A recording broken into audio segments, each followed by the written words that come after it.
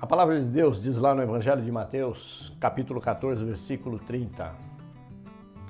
Mas quando reparou no vento, ficou com medo e, começando a afundar, gritou: Senhor, salva-me! Essa experiência de Pedro de andar por sobre as águas exerce assim um certo fascínio sobre nós, né?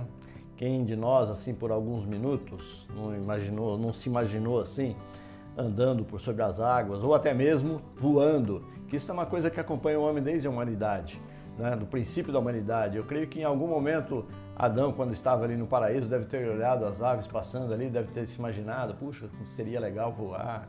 Ou então ele, em algum momento, olhou para o rio assim, com os peixes, pô, seria legal afundar, nadar com os peixes, ou andar por sobre as águas, né? Isso é uma coisa muito interessante, você pisar na água, poder flutuar sem precisar de uma ponte, sem precisar de nada, vendo os peixinhos passando ali por baixo, né? Então eu acho que uma coisa assim ia ser o máximo, né? E temos nessa passagem do Evangelho uma cena diferente de tudo quanto já vivenciamos, né? Por outro lado, o pedido tão ousado que Pedro fez naquele momento ao mestre também nos toca, né?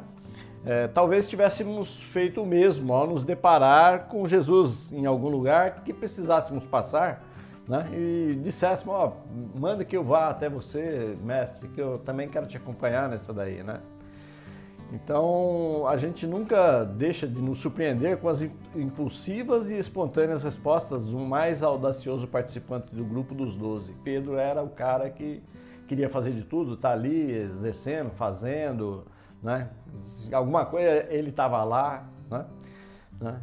Mas a gente precisa fazer aqui algumas observações, né, sobre este momento, quanto à intensidade do vento e a fúria das ondas puseram fim àquela breve aventura do futuro apóstolo, ou seja, ele estava andando ali e de repente o vento mais forte bateu e ele balançou, né? As ondas não surgiram no mar quando Pedro começou a andar sobre as águas, né? O mar não estava como um espelho d'água cristalino, assim, paradinho, não. Né? O texto diz no versículo 24 que os discípulos haviam remado por um período longo de tempo sem conseguir avançar, porque eles remavam, o vento voltava, ficava aquele vai e volta, né? Batia no casco, quer ir para frente, mas empurrado para trás e tal. Então o negócio não estava, né, já assim, tá uma calmaria, não estava. O negócio estava pegando o pessoal no ponto da noite. Eram homens acostumados ao mar, né? E não era a primeira vez que eles saíam à pesca. E esta era uma situação que eles conheciam muito bem. Do mesmo modo, nós vivemos cercados pelas dificuldades e aflições que muitas vezes não têm qualquer impacto sobre a nossa vida. Quando Pedro deixou o barco, as ondas continuavam sendo as mesmas que quando ele estava dentro do barco.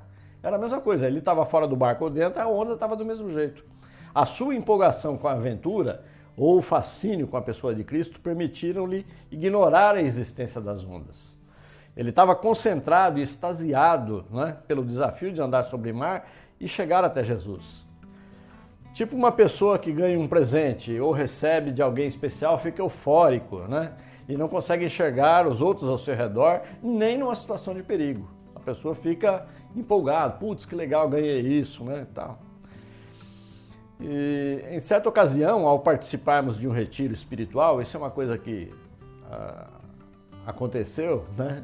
E os irmãos falam assim, poxa, seria interessante a gente orar e ver a manifestação de anjos, né, e tudo mais. O pessoal gosta, eu já até escutei algumas histórias de gente que correu para abraçar o anjo e que estavam, supostamente alguém tinha visto um anjo ali naquela vigília da noite, a pessoa correu para sair para abraçar o anjo e caiu dentro de um buraco, né? Então, mas todo mundo quer ver isso daí, né? E fala assim, puxa, nós também queremos ter essa mesma situação. Em determinado momento, no entanto, disso que estava acontecendo, Pedro no barco, nas águas, essas coisas, Pedro deixou de olhar a Cristo e olhou para as águas. Ao fazer isto, ele tomou a consciência das ondas que estavam ali a noite toda. Naquele momento ele deve ter caído a ficha, né? Mas agora a situação dele tinha mudado, era extremamente precária e perigosa, ele se viu num enrosco, né? A empolgação impede que você veja o que tem atrás do muro que você pulou para pegar uma fruta. Você vê uma fruta bonita, nossa, vou apanhar aquela fruta. Você não vai ter que pular o muro, você não sabe se tem um cachorro bravo do outro lado ou não, você acaba perigoso sendo mordido, né? As mesmas ondas que agitavam o barco em que estavam Pedro e os outros apóstolos, né, quando Jesus estava por sobre as águas, também provocaram assim, um temor paralisante, né, e colocaram fim àquela experiência de Pedro de andar sobre as águas. Quando ele começou a afundar, a rápida intervenção do mestre o salvou. Salvou dele se afogar, dele afundar e aconteceu uma coisa maior. Mas que conclusão nós tiramos dessas observações, né?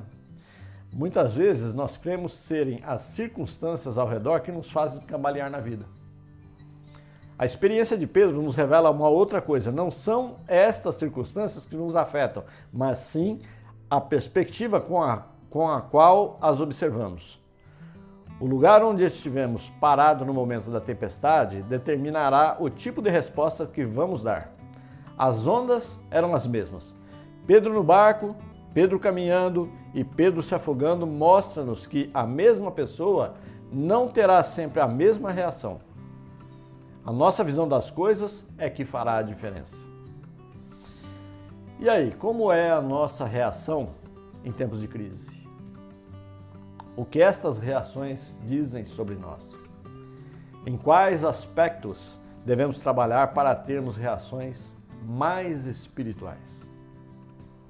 Que Deus nos abençoe e nos livre e guarde de todo mal, em nome de Jesus. Amém.